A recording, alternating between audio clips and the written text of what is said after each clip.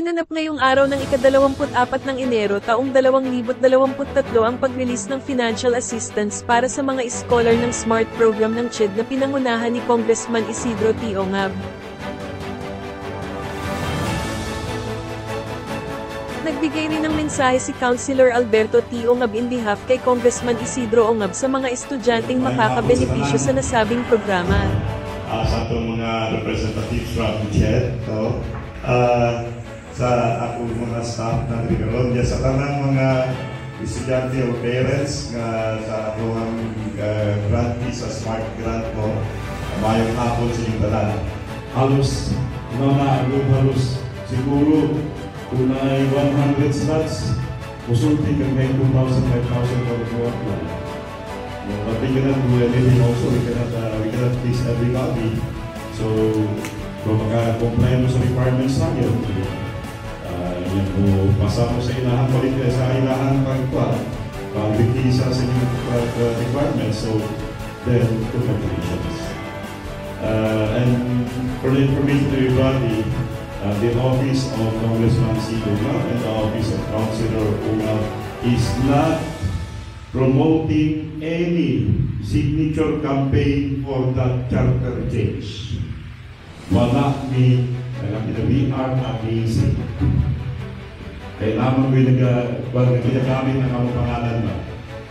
Together with Vice President Inday Sara, together with former President Julio Duterte, together with our Mayor, the Congressman of the 1st District, Polo Duterte, we are against the charter change. Ang Constitution hindi na alito para kampiwan. That's a sacred material. That's a sacred written Constitution. I just want to tell everybody na kung ayuda niya. Kung isa na kinanglan, buhay na kailangan. Kung let's say, Mr. Archie, kung isa na kinanglan, ito na kailangan. We don't use that for politics. Balong kasagaran na rin. Kaya ever since inanak ng Bibli, kung ayuda, kung politika. And everybody is, I think, halos na naka-avail na sa mga hapon ng ayuda when it comes to government agencies.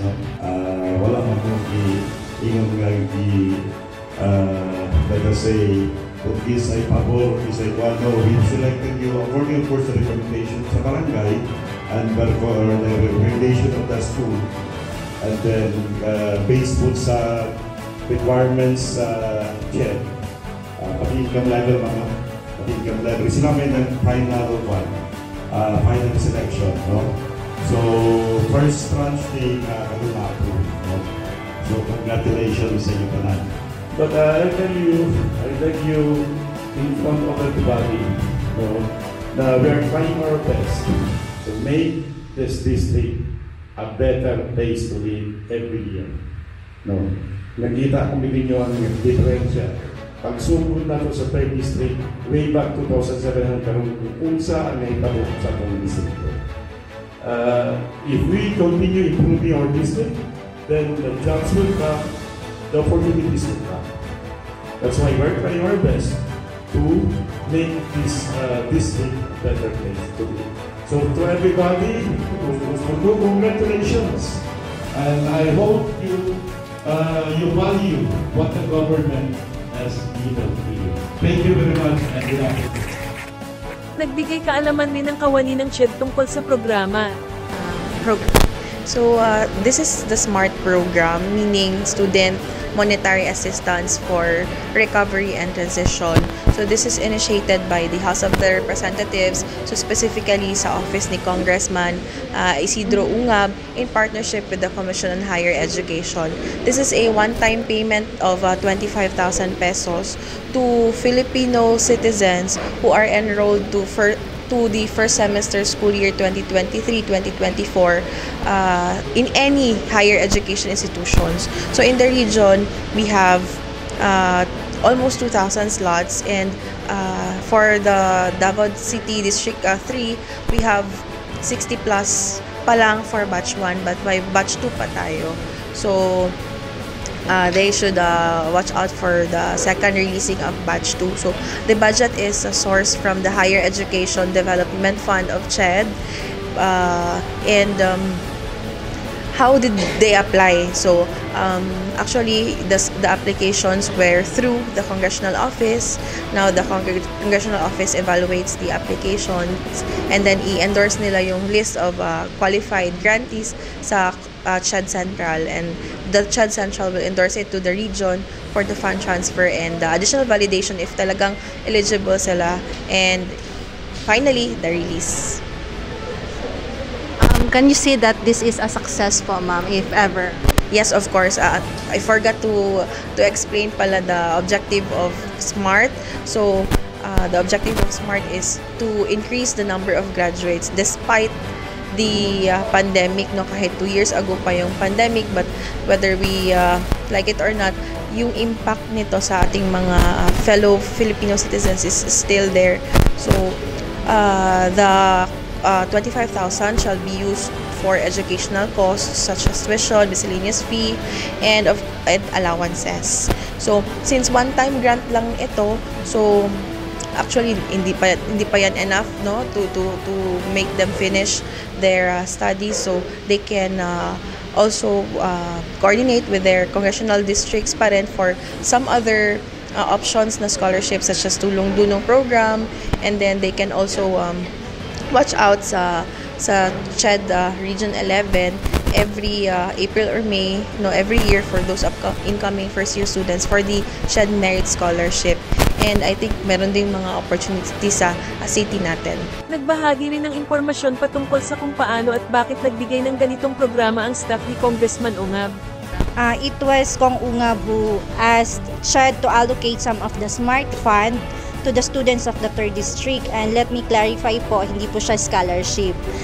Iba kasi yung scholarship. Scholarship means kasi you have to pass through qualifying criteria, and it has more stringent requirements including academic excellence. So if we say that one po, kung scholarship kasi siya, daghan gid siya criteria and lisod siya i-achieve sa mga students, dili tanan students nga maka-avail ana kung scholarship siya. So kanina program po, it is a assistance. Assistance kasi educational assistance siya, which means financial assistance.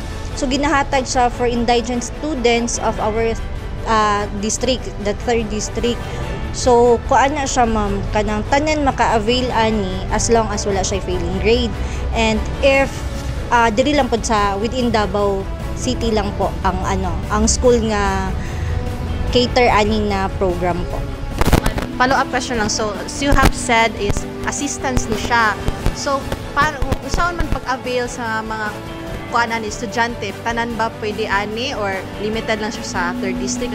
So kani siya nga scholarship. In every district kasi may scholarship ang mga congressman. So si Congressman Ungab naa siya, depende na siya sa budget. Kung pina ang budget niya, mao lang pud atong matagaan og slots. Karon naghatag siya sa SMART, nagahin siya og budget sa SMART which is 130 students, but karon is the first tranche. Ang first tranche na ay 63. So daghan magutag klase-klase nga scholarship. Sa kay Congressman Ungab na atay tulong dunong, and karon kaning budget nga para sa SMART. So ang tulong dunong nato natay 300 applicants, and hopefully sila tanan ma-approve. So kato siya ang maka-avail lang ani kay, di ba, as what I've said, tanan district na So kani nga budget kay Congressman Ungab, so lang siya, intended lang niya siya for 3rd District students. Ayon pa sa mga estudyanteng naka-avail ng programa, malaking tulong ito sa kanilang pag-aaral. Find out about this scholarship. So I found out this scholar kay through my kagawad. So siya ang nagtabang sa ako ang mag-avail ani nga scholar. It's because kanang nanginahanglan lagi kog financial nga assistance as a student. So mao to siya ako ang way nga para maka-avail ko ani nga scholar, and big thanks to her, Jude. Unsa man ang mga challenges na na-face nimo in terms of your schooling, your education, kaya need jud nimo ni ana? One of my challenges kay as a student kay tato financial jud siya, kay syempre ako ang papa is pedicab driver lang, so pila lang ang maano, di ba, ang ang income ana. So mo to nakauna-una ko nga why not mag-apply ko og kanang scholar this year para I'm a third year college student, so that kanang need jud na ko siya financially jud. Tama ni siya makatabang ning scholarship program sa imo. Balay sa akong course HM akong future career nga gusto kay makasakay og cruise ship na kani nga programa dako na kay tabang kay among tuition kay gana man og taas kada sen tas mo. So lastly, kinsa may gusto nimo pasalamatan? Salamat kay ka Sir Ungab, ka Isidro og kang Alberto Ungab. Salamat kayo og sa staff. Thank you. Masaya ang mga estudyante at mga magulang sa tulong na hatid ng SMART program ng CHED, pati na rin kay Congressman Ungab na nakipag-ugnayan din sa mga lokal na barangay para sa mga listahan ng mga nangangailangan ng pinansyal na tulong para sa edukasyon ng kanilang mga kabataan. Pagbubutihin nila ang kanilang pag-aaral upang maabot nila ang kanilang pangarap at may ahon ng sarili sa kahirapan.